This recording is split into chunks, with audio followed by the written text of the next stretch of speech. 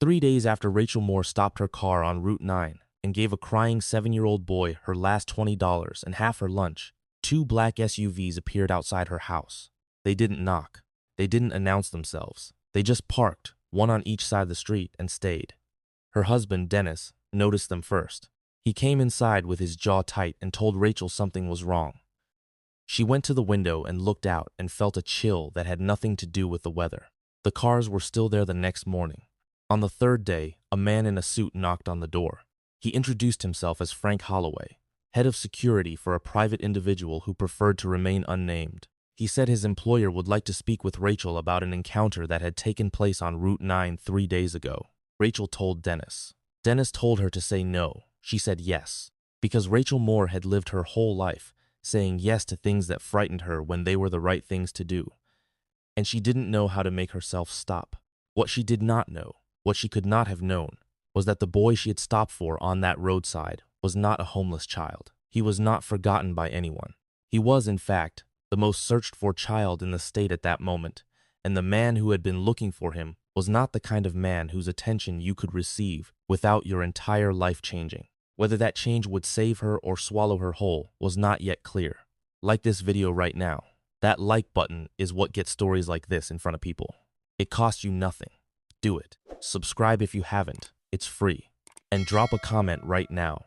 Where in the world are you watching from? Now let me take you back to the roadside. Rachel Moore was 37 years old and had been described by everyone who knew her as the kind of person who stops. Not metaphorically, literally. She stopped for animals in the road. She stopped when she saw someone struggling with heavy bags. She had once pulled over in a thunderstorm for a woman whose umbrella had blown inside out and driven her 3 miles out of her way. Dennis, her husband of 9 years, had stopped finding this charming sometime around year 4. He loved Rachel, genuinely and with the exhausted loyalty of a man who had married someone whose heart was approximately 3 sizes too large for the world they were living in. But he also believed, with increasing firmness, that they could not afford Rachel's instincts. They were not poor in the catastrophic sense. They were poor in the American sense, employed, managing, with approximately zero margin for the unexpected. Dennis drove a delivery truck for a regional distribution company. Rachel worked part-time at a preschool and supplemented by taking in alterations on the side. They had a daughter, Sophie, who was 9 and had her mother's laugh and her father's practical assessment of situations. Their house was on a street where houses needed things: paint, a new porch rail, windows that sealed properly in winter, and those things waited in a queue behind more urgent expenses and mostly stayed in the queue. Dennis was not a hard man. He was a tired one. There's a difference, though the two can look the same from outside. He had been tired for so long that his caution had become a kind of permanent state, a bracing against the next thing that would cost them something they didn't have. Rachel understood this. She loved him through it. She just could not make herself become the person who didn't stop. The boy's name, though Rachel didn't know this at the time, was Jacob. He was 7 years old and had been gone for 4 days when she found him. He was sitting against the low wall outside a gas station on Route 9 at 6:15 on a Thursday evening, not asking for anything, just sitting. Dirty from 4 days outside, his clothes once clearly expensive, now unrecognizably grimy. His face was the specific face of a child who has cried until crying stopped working and is now just enduring. Rachel pulled in for gas. She saw him. She paid for the gas. She went back to the car. She drove 6 feet and stopped. She went back.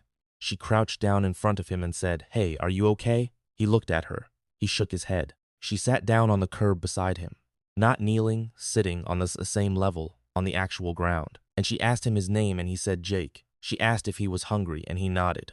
She gave him the second half of the sandwich she had brought for dinner. She gave him the juice box from her bag. She sat with him while he ate, not asking questions, not calling anyone, just being present in the way that certain people know how to be present without requiring anything back. When he finished, she asked, "Is there somewhere I can take you?" He was quiet for a long time. "I don't want to go back," he said. "Back where?" He shook his head. Rachel sat with that. "Okay," she said. "You don't have to go anywhere right now." She called the non-emergency police line and reported a child who needed assistance.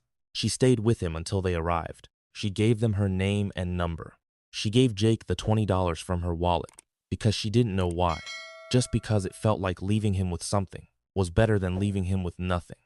She drove home. She told Dennis about it over dinner. Dennis said, "Rachel, We cannot be responsible for every. I know, she said. I'm not, I just stopped. He looked at her. You gave him your dinner, he said. Half, she said. He shook his head slowly and went back to eat. What Rachel didn't know that night, what the whole country had been following for 4 days, was that the child she had sat with on the curb was Jacob Harmon, son of Richard Harmon, chairman of Harmon Capital Group, whose business interests spanned 8 states and whose net worth had been estimated in the most recent financial press at somewhere between $800 million and $1.2 billion. Jacob had run away, not from his father, initially, from his father's second wife, a woman named Celeste, who had moved into the family home 18 months ago, and whose treatment of Jacob in his father's absence had been the subject of a private investigation that Richard's security team was conducting with the specific, cold urgency of a man who had only recently understood what had been happening in his own house. Jacob had taken a backpack, a water bottle, and $40. He had walked 3 miles to Route 9, caught a bus to the next town, and disappeared into 4 days of survival that a 7-year-old should never have had to manage. The security team had found him through the police report Rachel had filed. They had found the $20 in his pocket when they brought him to his father. Richard Harmon had held his son for a very long time. Then he had asked Frank Holloway to find the woman who had sat on the curb. The meeting took place at a hotel downtown, in a private conference room that Rachel had to be escorted to by 2 men who walked with the specific purposefulness of people in security roles. She wore the clothes she had worn to work that day, which were clean and pressed, but which became suddenly, sharply visible to her in that hotel lobby in a way they weren't normally visible. Richard Harmon was 51 years old and looked like a man who had been frightened very recently and was still processing it. He stood when she came in. He was taller than she expected, with the kind of controlled physical presence that came from decades of rooms where presence mattered. His eyes were red around the edges in a way that his suit and his composure did not entirely hide. He said, "Mrs. Moore, thank you for coming," she said. "Of course," he said. "My son told me what you did." She said, "I just sat with him for a while." Something moved across Richard Harmon's face. "Do you know how many people walked past him?" he said. She shook her head. "He was there for 40 minutes before you pulled in," Richard said. "He counted the cars. He told me he counted because he needed something to do while he waited for someone to stop." He paused. 37 cars stopped for gas. You were the 38th. Rachel didn't say anything. "You sat on the ground," he said. "He told me that specifically, that you sat on the actual ground next to him. He looked like he needed someone at his level," she said. Richard Harmon looked at her for a long moment. Then he said, "I'd like to do something for your family, whatever you need. Name it." Rachel thought about the porch rail, the windows, the medical bill from Sophie's ear infection last fall that was still sitting in a kitchen drawer. She said, "That's very kind, but we're fine." He looked at her. "Mrs. Moore," he said. Rachel, my son ran away because someone was hurting him in my house while I wasn't watching. I've spent 4 days not knowing if he was alive. You found him. You stayed with him. You gave him your dinner and $20. He paused. "I'd like to do something for you." She was quiet for a moment. "He's okay," she said. "He's home," Richard said. "He's safe." "That's enough," she said. "That's what I needed to know." Richard Harmon, who had been in rooms with very important people for 30 years, did not know what to do with this. He let her go home. But he did not stop thinking about her. The thing about what Richard Harmon did next was that he did not do it impulsively. He was a methodical man, not cold, but careful. He had built a billion-dollar enterprise on the discipline of understanding what he was actually looking at before he acted on it.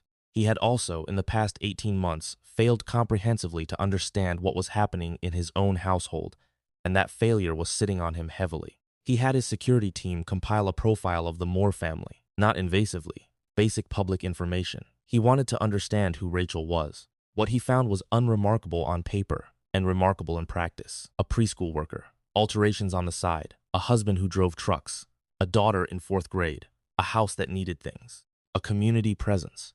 She volunteered at a food bank twice a month. She organized the neighborhood school supply drive every September. She had once spent a weekend helping an elderly neighbor clear out a flooded basement and refused any payment. She stopped. She showed up. She refused payment.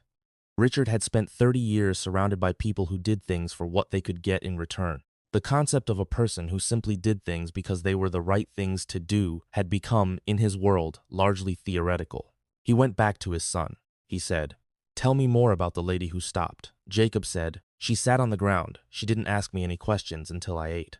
And she stayed until the police came so I wasn't alone. Richard looked at his son. Did she seem scared, he said, of getting involved? Jacob thought about it.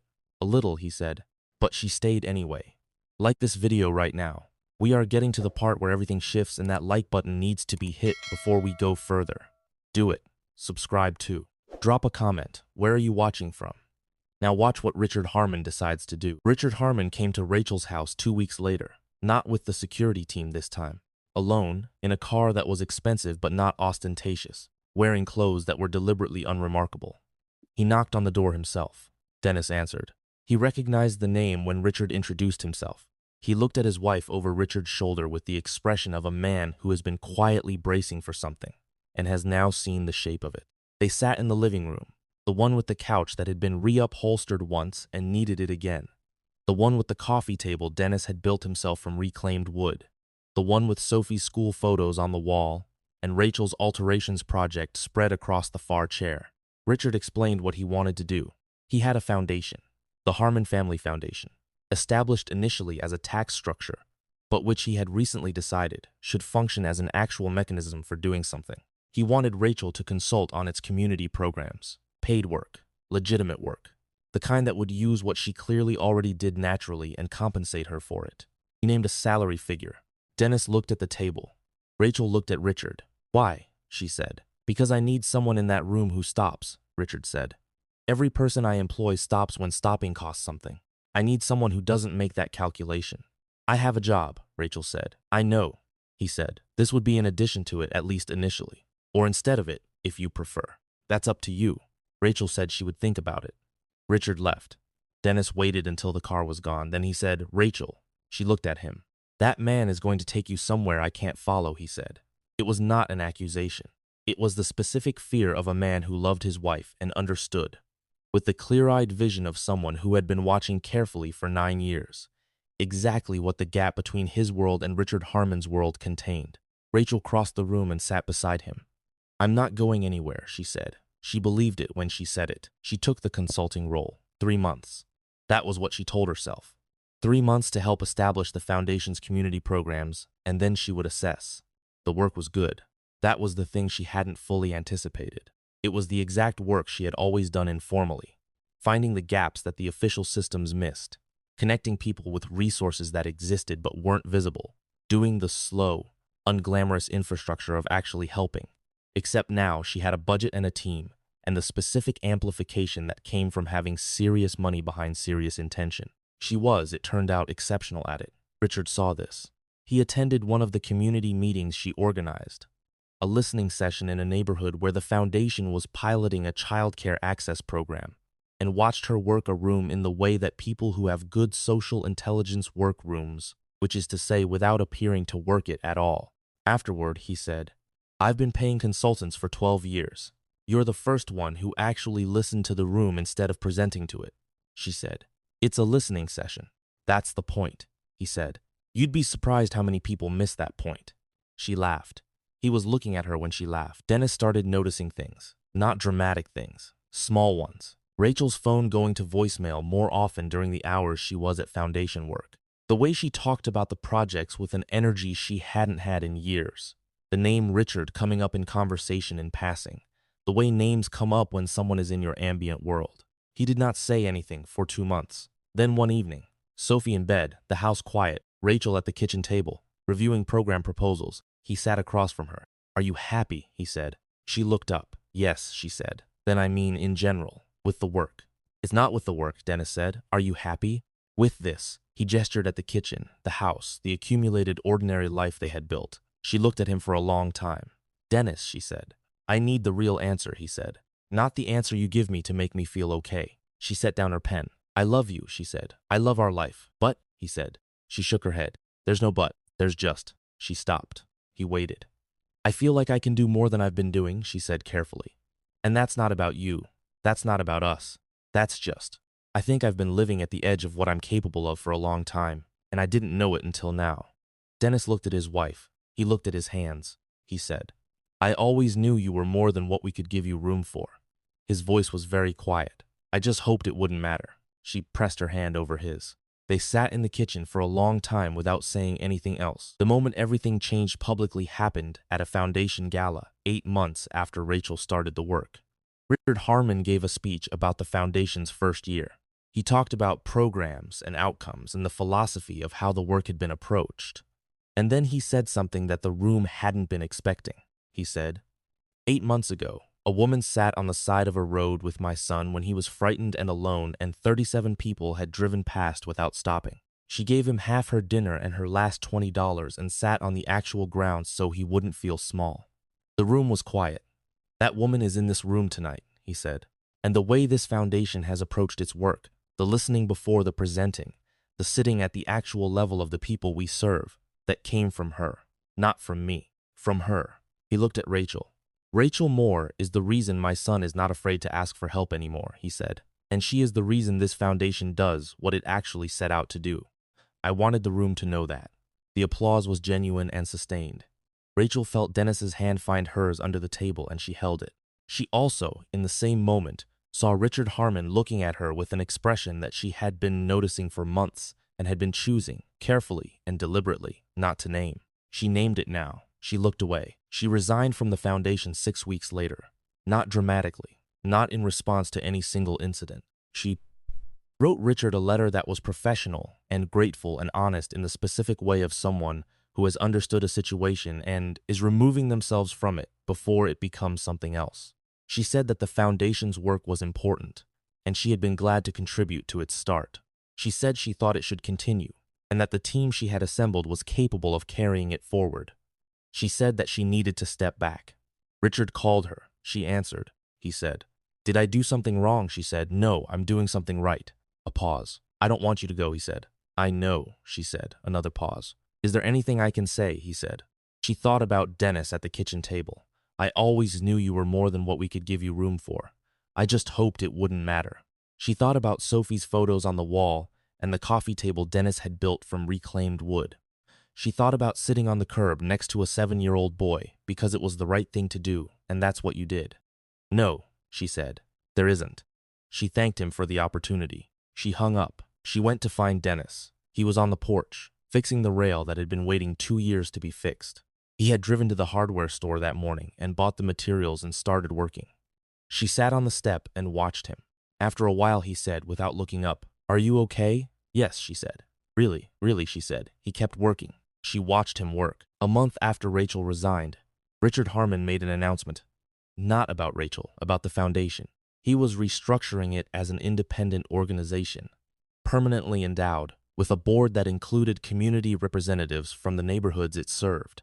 The founding document named the foundation's approach as rooted in the principle that proximity matters, that the people closest to a problem understand it best, and that genuine help begins at the level of the person who needs it, not at the level of the person offering. The document did not mention Rachel by name, but the people who had been in the room for the gala speech and who knew what the foundation had been doing and why, understood whose principle that was.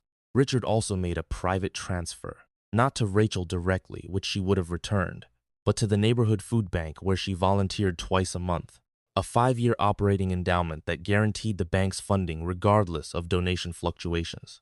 No announcement, no press release. A wire transfer with a note that said, "For the people who stop." The food bank director called Rachel to tell her about it. She sat with her phone for a long moment. Then she told Dennis. He was quiet. "He didn't have to do that," he said. "No," she said, "but he did, yes." Dennis thought about this. "He's trying to say something," Dennis said. "I know," Rachel said. "What are you going to do with that?" She looked at her husband, at the porch rail that was fixed now, solid and right, the work done properly, because that was how Dennis did things. "Nothing," she said. "I already made my choice. Jacob Harmon is 11 now. He plays soccer on Saturdays and has a dog he walks every morning before school and, by all reports, is doing well in the specific way that children do well when the adults around them have gotten some important things right. Rachel Moore still works at the preschool. She still takes in alterations. She still stops. Dennis fixed the windows last fall, and somewhere in a filed document, in the founding charter of the Harmon Family Foundation, there is a sentence that describes an approach to community work that was brought to life by a woman who sat on a curb in the evening and gave a frightened boy her last $20. The sentence reads, The most important thing we can do is be present at the level of the person who needs us, not above them, not at a distance, at their level. Richard Harmon reads it sometimes. So does Rachel. Neither of them talks about what it cost. And here is the question I want you to sit with. Rachel had a choice, a real one, the kind that doesn't come around often. Wealth, recognition, work that used her fully, and a man who saw her value more clearly than the life she was already living. She chose the porch rail and the reclaimed wood table and the man who showed up. Was that wisdom, or was it loss? And honestly, if you were Rachel, could you have walked away from what Richard Harmon was offering? What does your answer Sue say about you? Drop it in the comments, the real one, and tell me where you're watching from. Like this video if Rachel's story moved you.